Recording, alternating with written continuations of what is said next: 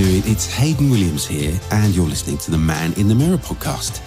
It's a podcast where each week I talk to a male guest, or guests in this case, and we discuss their life, their work.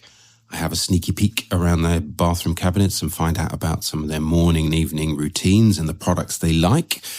We discuss self-care, self-image, and what the guest really thinks about the man that looks back at him in the mirror. Recently, I had the opportunity to go down to Harrods in central London to talk to two perfumers.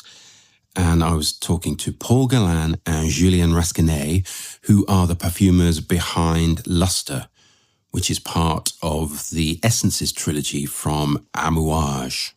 Now, if you're unfamiliar with the House of Amouage, it was founded over 40 years ago in the Sultanate of Oman.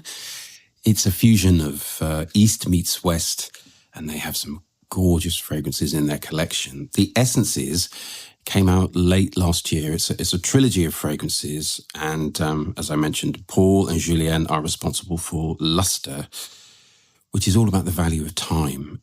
And it's the three fragrances look at the past, the present, and the future.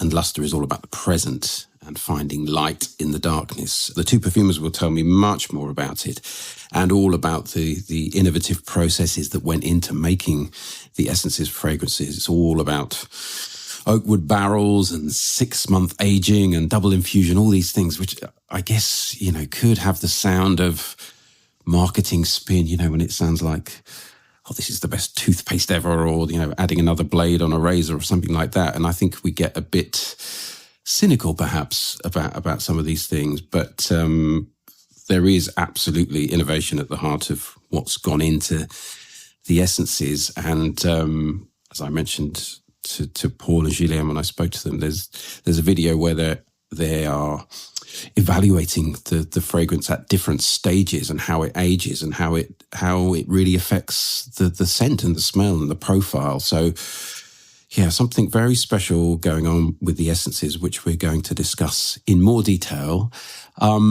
You may know about Man in the Mirror that I don't have adverts during the podcast, but I do have a tipping service at Coffee. And if you go to ko-fi.com/Man in the Mirror, that's where you can tip if you enjoy the podcast. So it would be amazing if you could do that. So no more commercial messages. And let's get into it. This was my chat from a couple of weeks ago in late February in 2025 in Harrods in London, where you can buy the Essences fragrances. And they've got this beautiful activation in the front of the store, right in the window on the main road. And I think it's there till early March at least. But regardless, you can buy the whole Amouage range and certainly the Essences at Harrods and other stores here in the UK. But I had the opportunity to talk to Paul Guerlain and Julien Rasquinet, the perfumers behind Lustre, which is part of the Essences range from Amouage. And they're talking to me, Hayden, on Man in the Mirror. Let's go. Welcome along to Man in the Mirror. It's Hayden Williams here, and I'm back in the basement at Harrods, a familiar place. And I'm here again with Julien Rasquinet and Paul Guerlain. Thank you so much for joining me this afternoon. Hello, Aidan. Thank you so much. Good to see you again, Julien. Yes, it's a pleasure. We should stop meeting like this in the bowels of the Harrods building. And Paul Guerlain is here as well. And both of you are here in London to talk about the Essences from Amouage, and in particular, Lustre. I believe there's an event a bit later on with Harrods customers. Is that right? Yes. Yeah. So for people who are unfamiliar with the Essences range and Lustre in particular, I wonder if you could tell me a little bit about it and how you got involved. So Lustre was born from the imagination of Renaud Salmon. Yes. Who wanted us to think of one fragrance that would fit his idea of double infusion. So the process for the Essences, and the reason why it's called Essences, is because it's a double infusion. So the oil is infused for 6 months with sandalwood chops. Yes. That will make the fragrance evolve in a very interesting way. And then the alcohol is also infused, but in a barrel of oak wood. And in the end, we've mixed both to create Lustre. So that was the first thing that Renaud told us when he briefed us. So that, for perfumers, that must have been a really exciting thing to get involved in something so innovative and different. Yes, absolutely, because it's also a bit of the unknown in a way, because this process of aging, I mean, it's something that we used to do in the past, but now brands don't have the time, and so that's what make this process very special, and that's what make also Amouage very special, because they are taking the time and they really want to create a unique fragrance. And so this 6 months aging and this idea of double infusion, I think it's really beautiful, because time is beautiful and time is an ingredient also. Yes. And yeah, that's what make all these three creation very special. It's funny, you can think of this process almost, I suppose it's more akin to winemaking or spirits or things like that. You know, you get used to seeing the idea of barrels lying around that have whiskey in, or those things, you know, but not so much with fragrance. So as you said, such an intriguing idea. And I suppose as a lay person who's by no means an expert in how it works, but I can think of the maceration process, and my basic understanding is that, you know, the fragrance always needs a little bit of time to settle and develop. But this 6 months, this is something new, because I've seen one of the videos you've done online, and I guess, you know, if someone was cynical, they could say, oh, it's just a marketing ploy, and it's just a brand, you know, trying to come up with something new, and it isn't really true. But I saw where you were actually you were kind of smelling the different periods of time. So when Lustre would first just come out of the barrel, as it were, then I think 3 months and 6 months. And for you two as perfumers, there was a real marked difference in the smell, wasn't there? Yeah, we had to control the process because we didn't really know where we were going exactly. So we've been smelling the evolution of that maceration a few times before we finally came to the end result. So it really needed to be controlled. That was very important. Yeah. And tell me about Lustre in particular, in this trilogy. What could people expect from the fragrance, Paul? I think it's really, I mean, the main idea of Lustre was to take the sandalwood and to explore all the different facets of the sandalwood, not only the creaminess, not only the sensuality, but also the spicy part. So we really wanted to bring the light from the dark. So we have this kind of we wanted to recreate this Milky Way, and so there is opening with spices, cold and hot spices, so with the cardamom and the cinnamon, and so this perfume is all about contrast also. We have a beautiful quality of orris, and so yeah, I think the idea was also to take all the best ingredients we have in the perfumer's palette and try to exhaust them and make them even more beautiful. And it does have a real dazzling, sparkling quality to me as I'm wearing it, and yeah, I think that there's something very special and almost a glow that's emitted from this fragrance. And I've no doubt Amouage give you the finest raw materials to work with, which must be fantastic as a perfumer to get to work that way. Yeah, but that idea of glow, as you said, was really what we wanted to say. Yeah. So because you talked about the trilogy, so yes, maybe it's important to mention also that exactly. What are the other two in the trilogy? Yeah, so in the trilogy, so Renaud, the second element that Renaud gave us in this brief was the notion of time, because the main purpose of this collection is to talk about time, and so the time of maceration, the time of maturation, and then there is the interpretation of time with the different fragrances. So Reasons, created by Bertrand Duchaufour, talks about the past. Outlands, created by Cécile Zarokian, talks about the future. And Lustre, that we created with Paul, talks about the present. Right. And for that, for the interpretation of present, we wanted that glowing effect, that impression of light, because so Lustre means the shine, the brilliance. So we wanted that really, as you said, that light coming from the dark with that contrast between the ingredients, because that's the way we interpreted the idea of light. It's by creating those contrasts. So with the spices and also the orris and the sandalwood that are contrasting, and that those contradictions will create that impression. And whilst we're talking about the smell of the fragrance itself, we're looking at the bottles, and I guess that's not the most important thing in a fragrance, but it's probably important to say that the essences range from Amouage have a slightly different look, don't they, to some of the other Amouages? They're in these beautiful, almost porcelain-like bottles, and it almost looks like earthenware or something, but really special. And here at Harrods in London, in the UK, there's an incredible, the front windows are kind of taken over by Amouage, and it looks absolutely beautiful. There's a really gorgeous sort of installation that shows the process, and there's a circular wheel that shows the sort of maceration process. So it must be gratifying as perfumers that the brand is really supporting these releases. So I wonder, in terms of working together, and in fact, when Julien and I last spoke, he was also working as part of a team. So he's obviously a team player. But working together as perfumers, and I totally understand that there's always going to be different voices and different. It's a collaborative process.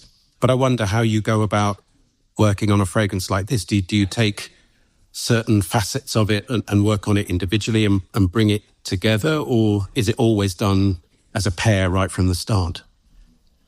It's really a conversation. Usually when you create a fragrance, you never create alone. You create with an artistic director, or you create with what we call evaluators. So they are like project managers, and they work along with the perfumers. Yeah. And here we decided to work together with Paul, because we get along well, and I believe we speak the same language when we talk about perfume. And we see pretty much the same things when we look at something. Right. But still, it's very challenging to talk to someone else. And we've challenged every line of the formula, every ingredient. We've challenged the quality of the ingredient. We've challenged the dosage. We've challenged the ideas. And it's really been a collaborative process from the beginning. Yeah. And it must be gratifying to have another perfumer to bounce off in that way, and it becomes a dialogue, I suppose. Yeah.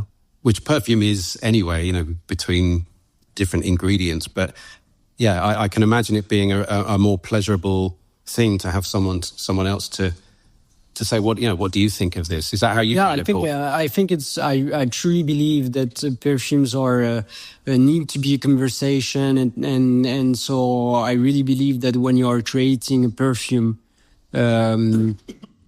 you as Julien said, you are never alone. So in that case, it's even more a pleasure because I'm creating a perfume with a friend and with someone that I'm sharing same taste, but with there's bound to be some. We're all individuals, right? It's the interesting part is that we are all coming with our own stories, and even if on the paper we seem to have the same taste, there is slight differences. Yeah, and these differences make the perfume better and different. Yeah.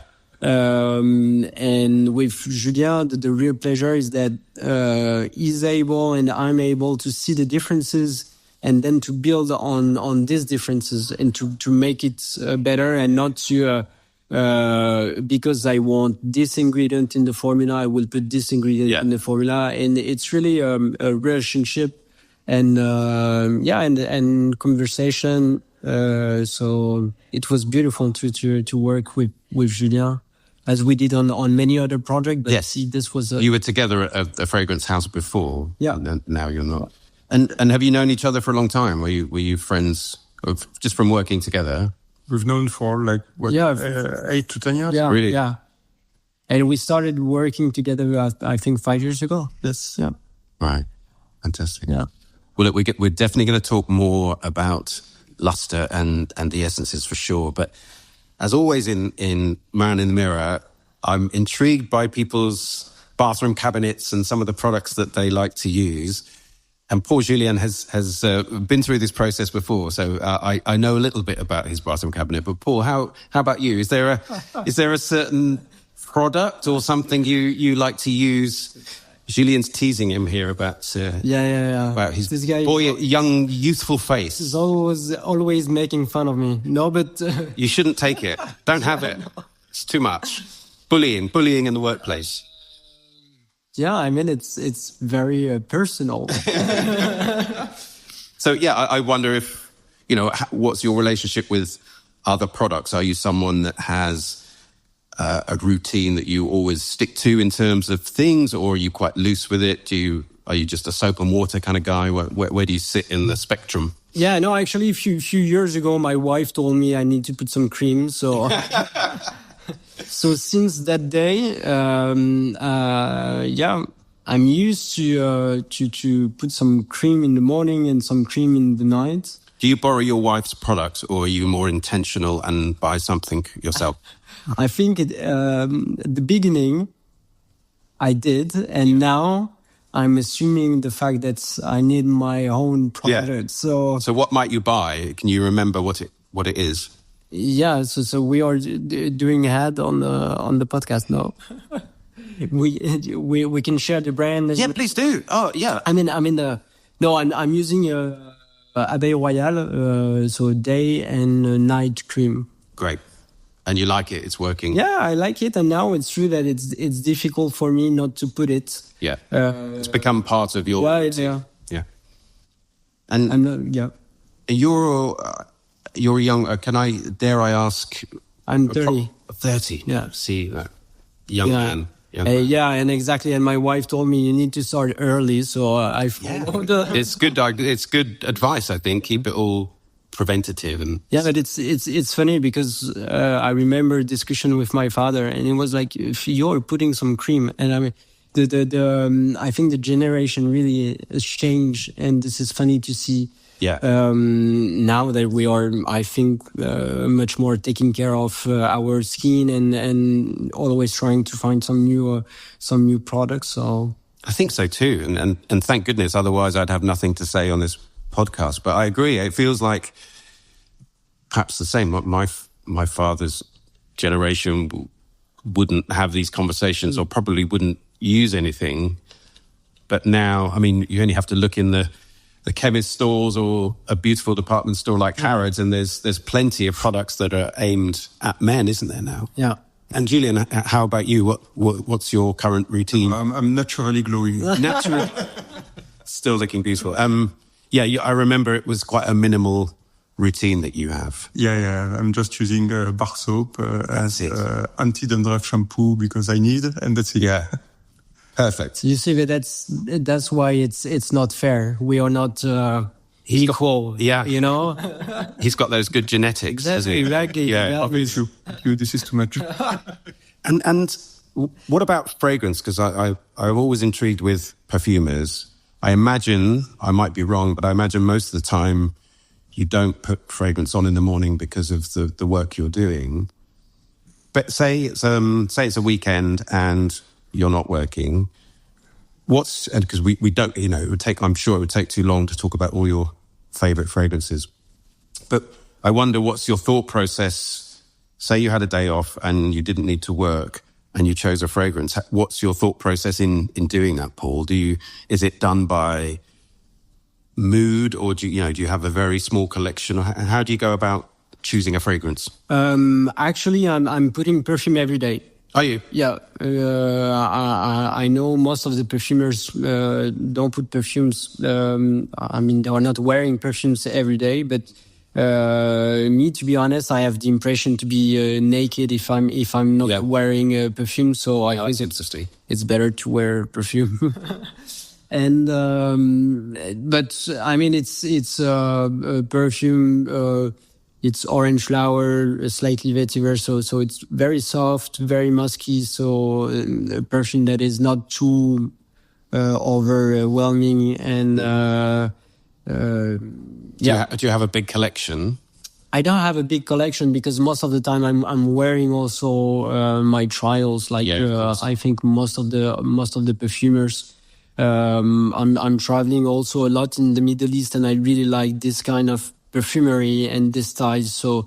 So sometimes I'm wearing like very dry amber, very rosy, or with very high dosage, something that I'm not used to wearing in Europe. So it really depends of the mood also, but I'm always wearing trials and right.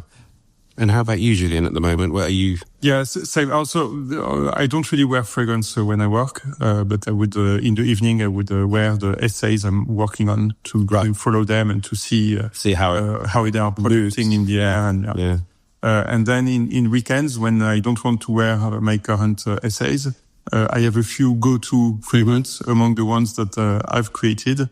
I used to be very loyal to a few of the fragrances that made me want to become a perfumer when I was a teenager. But I'm wearing those less and less, and now I'm really wearing my own creations. You do, so that's interesting. You'd like to, and I guess it stands to reason, doesn't it? That you've spent so much time working on these creations that they become very special. So you, in your leisure time, you will revisit some of your previous creations. Yes, and also I mean the first fragrances that I used to wear as a teenager made me want to become a perfumer. Yeah, because they were able to put me in a stage that was close to love. To explore. And I believe that with time I managed to create myself some of the fragrances that also put me in that same mood. So it's easier for me to wear some of my fragrances now. I was listening to a podcast from a musician this last week, and he was talking about a similar thing, saying that he wanted to make music himself because he wanted to create the most special music that he could imagine. And it made me think of perfume. It's like if you have those skills to create, of course you're going to enjoy your own work, I suppose. Yeah, of course. You have the powers to make the most special thing that you love. Yeah. But us perfumers, we are always navigating between ego and humility. Yes. Yeah. The humility can be forced. Yeah. Yeah, because there is. You're right. There is always there's a paymaster in a way, isn't there? There's a brand that's paying for your services as a creator. Yeah, sometimes you believe something is fantastic, and then the customer will tell you it's not good enough, and you have to admit no. Yeah. So I don't know why you were saying that. Oh yeah, we just whether. I suppose with this idea that I suppose a musician, if there's a blank page, there isn't another person that's controlling it or having a view, I suppose, maybe. So yes. So in fact, each time we create a fragrance, we have to believe that it's the best option you can give to your customer. Yeah. So that requires quite a lot of ego, in fact. Yeah, but absolutely. That confidence to say, no, this is what you need. This is the one. Yeah. Fascinating. Well, let's get back to Amouage, and I'm interested. It's a brand that I'm sure a lot of the listeners will know, and it's, I guess, synonymous with these beautiful, quite high concentrated, high perfume oiled fragrances. And I'm interested from both of you, and I've just come back from Milan. I know Julien was there. Did you go to Essence? Never know whether it's Essence or Essence. Essence. Yeah, no. Would you? Yeah, one or the other. But, it's impossible to talk about trends, when there's maybe 400 or 500 different stalls there. It's a big perfume exhibition, I suppose. But you can certainly see in the last few years, the trend for higher perfume, concentration levels of perfume, and the move towards extrays and stronger perfume. As a perfumer, is that more freeing? Does that give you more license to play around with ingredients and levels and projection, or is it just another factor in the mix? I wonder if it's better, working with obviously the quality that you have here at Amouage and doing quite strong perfumes. Is that something that you're happy to see as a sort of a movement in fragrance, that it's going, more and more strong? Yes, we are happy to see that. And also I believe it's quite a natural shift. Yeah. Because when you look at the history of perfumery, there was no bestseller in the history that was not super powerful. So right. in fact, I believe that we've seen that shift between prestige fragrances that are not doing as well as a few years back and the niche fragrance that is booming, because the niche or the high-end perfumes understood that we need a strong fragrance to make a success on the market. Yeah. So for us, it's quite a natural move, and we were looking for that, of course. And then technically, if that's the question. Yes. Yeah. I wonder if it makes any difference. Obviously it makes a difference in terms of what you're doing, but do you prefer to be working at a higher concentration level? I mean, it depends. It really depends on what you want to achieve. So some fragrances will be better at 15%, and some will be better at 30%. Yeah. So it's not always the more higher percentage, the better, right? No. Because sometimes you have good surprises, and sometimes the perfume is better even less than 10% compared to 20%. Right. But it's really this idea of exploration also, and the unique thing about Amouage is this possibility to make it at 30 or 40% if you want, and to go up to whatever you want. But you can have some surprise, and sometimes it can be better, less concentrated compared to. So that really depends on the fragrance you create. So 30% will be a different way of working, and you cannot achieve the long lastingness of the fragrance at 30% if you are at a lower dosage. Yeah. So I think that what the essences are offering is really a super long-lasting offer. They certainly are. When I've been wearing Lustre, it is gratifying that it sticks around, isn't it? I mean, I'm very happy to respritz during the day, but I do like that thing when you put a coat on again the next day and you've still got the sort of shadows and the ghosts of the perfume from the day before, and it's definitely one of those. Funny you say that, because that's one of the reasons why Renaud picked that fragrance. He said that his shirt went to the laundry, came back, and was still smelling Lustre. Oh yeah, really? There you go. Yeah, it's funny. Well, I'm also keen to just find out, a little bit more about you both. And I know, Paul, people might recognize the family name and the surname, which is synonymous with luxury and, beautiful makeup and beauty and fragrance and all those things. But am I right in thinking it wasn't a sort of automatic rite of passage for you?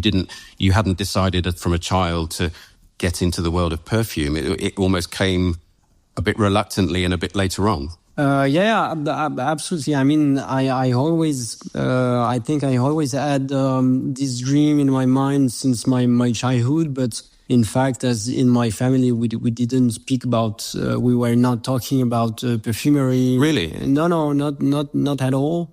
And because it felt like work. Yeah, I think it was work, and actually it's not only related to my generation. I mean, my parents' generation. It was also my grandfather with his grandfather. So when they were home, they were home. So, and as my grandfather never teach me, but I saw him at work, and I really wanted to to become a perfumer. So it gave me the most essential parts, the passion. Yeah. Wasn't there a room in the house that had some perfume ingredients that he sort of like a little lab, and in fact I discovered this little lab when I was 14 years old, and after that I spent hours, and I really knew I wanted to become a perfumer, but it was really my decision. And actually today I'm really thankful also, because I think if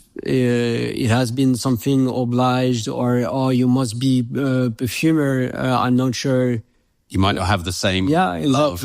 Exactly. Yeah, I guess I see that. If it's a duty and feels like something you're destined to do, that can feel like quite a weight, can't it, I think? Yeah, and I hate to be forced to do something. So I think it was the good option. And today I'm really happy. And the good part also is that I have a name, but I also have a first name. So exactly. So I think it's one of those things. I can't really imagine that being a perfumer, it's not, because it's a creative art, it's not something where there's parts of being from certain families that would be helpful, but ultimately you have to stand by your creations, and we talked already, it's a commercial business. There's someone that's funding the work that you do, and they're putting these fragrances into shops. So you are getting your work because you're being successful, and your fragrances work. I don't think there could only be a very short time where someone could work in this industry based on name alone. It must be about talent and reputation, and the fact that you're delivering what the brief is, and the people want to work with you. Yeah, but I think it's a good. It's very challenging also in a way, because you have a kind of responsibility in a way. Yeah, because of the name? Yeah, because of the name, and because people are looking at your creations, I think in a different way also, which is I can understand. Comes with some baggage. Yeah, so you need to always give the best and try to do your best all the time. So I really take it like a chance, and not something like I'm holding a cross on my back. Yeah. It's part of my DNA, and yeah, that's it. And but it sounds to me like it's something that you're rightly proud of. You don't have to run away from the heritage and the benefits that it gives you, but you're standing on your own 2 feet because of the work you do. You need to build your own way and your own path, and this is very, very challenging. It takes time, and but today I think I'm confident with that. So I loved the quote that you'd said about your grandfather sort of revealing almost by osmosis and revealing you to yourself. And it wasn't such a deliberate kind of put your head down into the different oils and the books, but he almost allowed the environment for you to get excited about it rather than, but I think, it depends. It's very, very personal, because in this lab I was alone, I was smelling alone, and the chance of my life, has been Anne Flippo when I've been able to be trained at IFF with Anne Flippo. So in fact, my journey really started at the time, and as Julien said before, you are never creating alone, and you are never learning alone also. And so this job is all about transmission also. Yes. And so you always need to have someone that is, holding your hand and guiding you along, and guiding you, showing you the path. And I've been very lucky to work with Anne, to work with Julien, with other perfumers, and so that's how you build also your legacy. You're absolutely right. I mean, the name and the start you had is one thing, but once you start working, as you say, then it's the colleagues you meet, it's the people that inspire you along the way. Exactly. That's nothing to do with family. And it's even more important. Yeah. I mean, it's the first part is really important because it's part of my DNA. It's foundational stuff. It's the foundation. It's my memories and stuff. But But the second part is crucial because my life started at that moment also. Yeah. Oh, thank you so much for sharing that. And Julien, this if I'm correct in my mathematics, Lustre is your fourth fragrance for Amouage. Yes. So what is it about working with the house and Renaud that you enjoy? But the first time I had the chance to work with Amouage, it was like winning the lottery. I mean, Really? Yeah, because I was dreaming to work with that brand since a long time. I dedicated a part of my life and a part of... Because you lived in that part of the world, didn't you? Yes, I lived for 5 years in Dubai. Yeah. And the reason why I went to live in Dubai is because I fell in love with first with Arabic perfumery. I don't consider Amouage as an Arabic perfumery brand. Do you not? No, I believe there are more than that. Yes. Oh, I totally agree. Yeah. They are rooted with Omani and Arab heritage. That I think they are more global than that. Totally.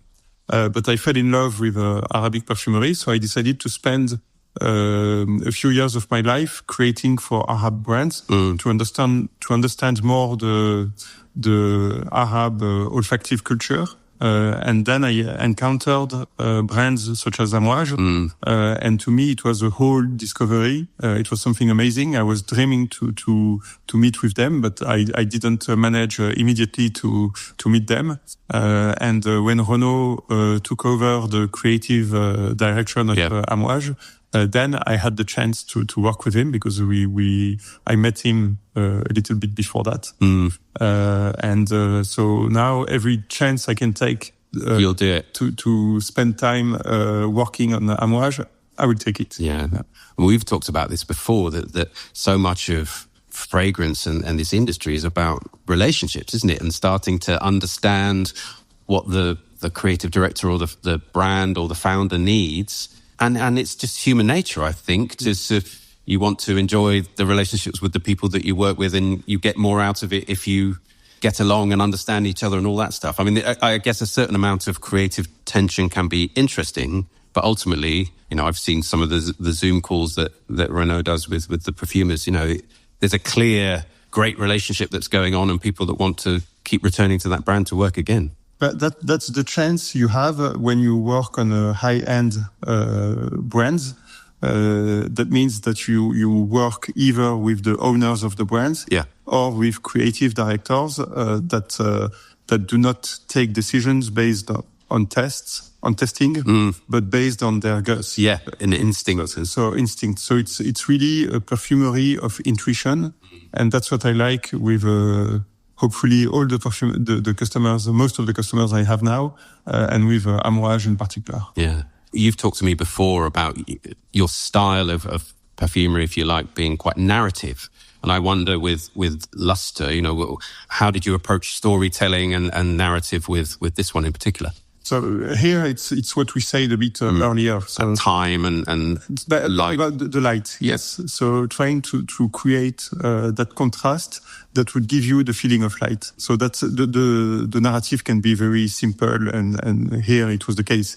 But then the creation is a bit more complex. Yeah. But that was the idea behind Lustre. It's definitely a fragrance, in my opinion, that there's a lovely evolution as through the hours. There's, as you said, the spicy opening, but it's so beautiful as you get more of the sandalwood and it settles down, and the vanilla. It's a real shape shifter, I think. Yes, which is fantastic. And also, I believe that Lustre embodies the comfort of being anchored in the present. It creates that very cocooning, absolutely, very creamy, very comforting effect. Yeah, absolutely. Well, the name of the podcast is Man in the Mirror, and I like to find out from the guests how they feel. Imagine if you're doing your morning routines and you're in front of the bathroom mirror. How do you feel about the men that look back at you? Paul, what do you think now as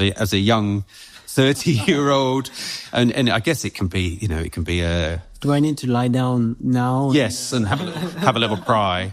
How do you feel about what looks back, which might be, your appearance, or how you feel about yourself or where you are in the world? I mean, it's difficult because like every day you're getting older. So that's for sure. So So again, you need to accept the time. I think even if I'm young, you're changing. Your body is changing. So you need to accept that. But Do you like what you see in the mirror? The person, the man, the look.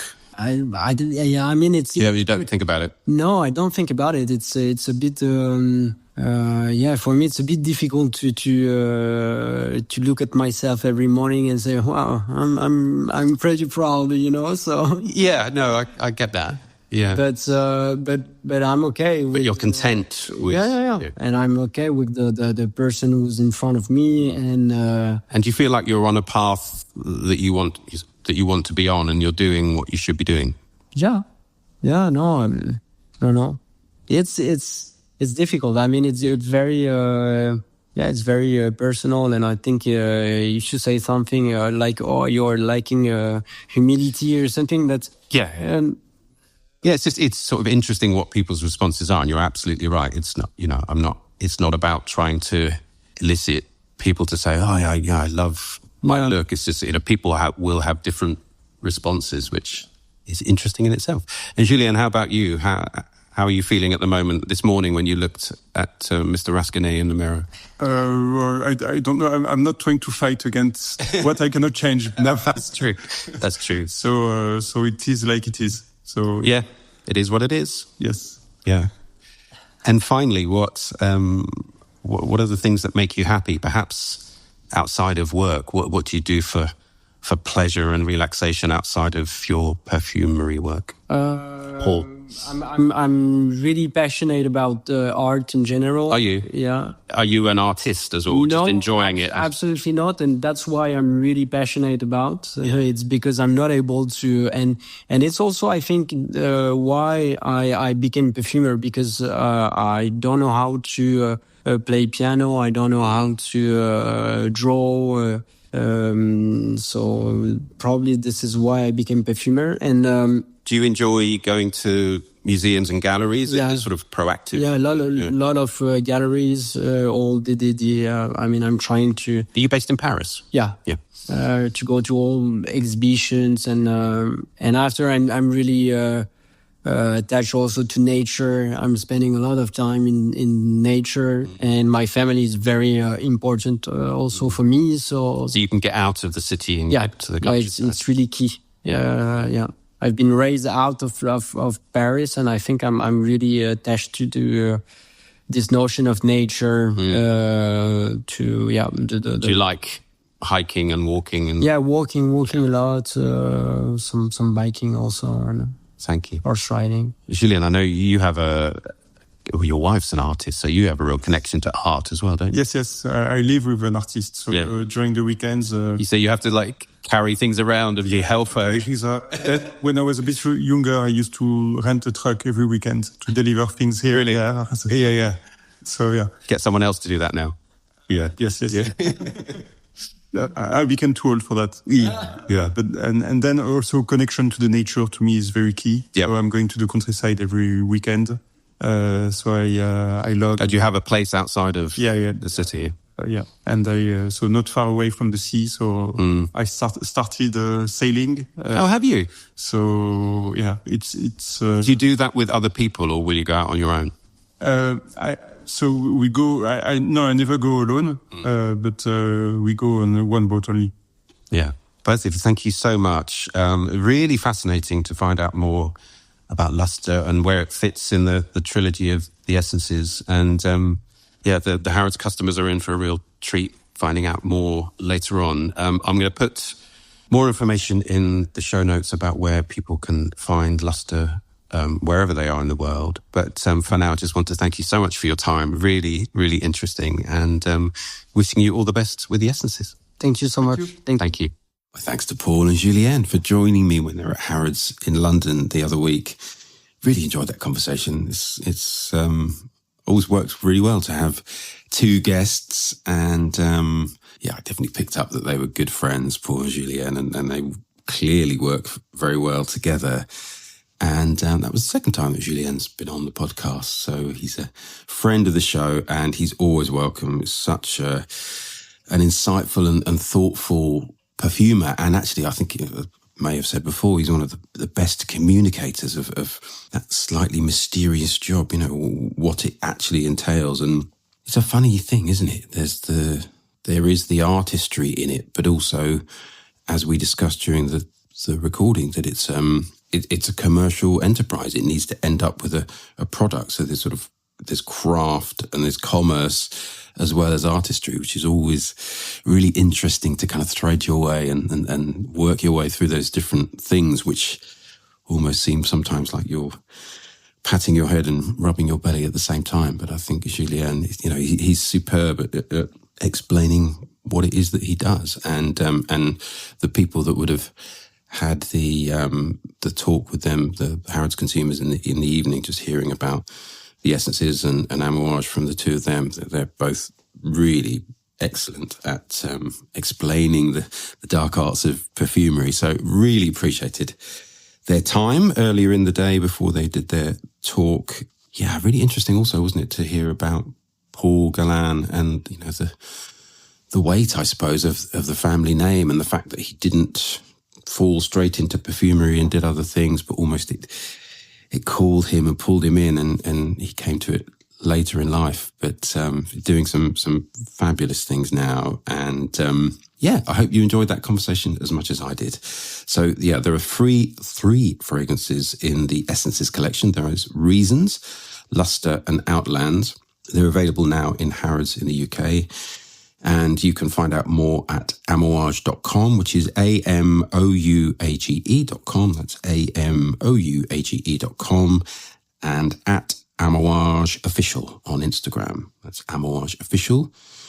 The individual Instagram handles of the perfumers, you can find Paul at Paul Guerlain, which is PaulGuerlain, and Julien Rasquinet is at JulienRasquinet, at Julien Rasquinet, and at Paul Guerlain is where you can find them on Instagram. And speaking of which, Man in the Mirror Pod is my handle at Instagram. That's Man in the Mirror Pod. That's also where you can find me on YouTube. And this episode will be on audio on YouTube as well, if that's where you get your pods. You can also find me at You Smell Great, What Is It? On Instagram and TikTok, and that's a little bit more fragrance related. So I'm Man in the Mirror Pod on YouTube and Instagram, and You Smell Great, What Is It? On Instagram and TikTok. Thank you to my guests, Paul Guerlain and Julien Rasquinet. And thank you to you for listening, of course. I hope to have your company again next time on Man in the Mirror. And until then, take care.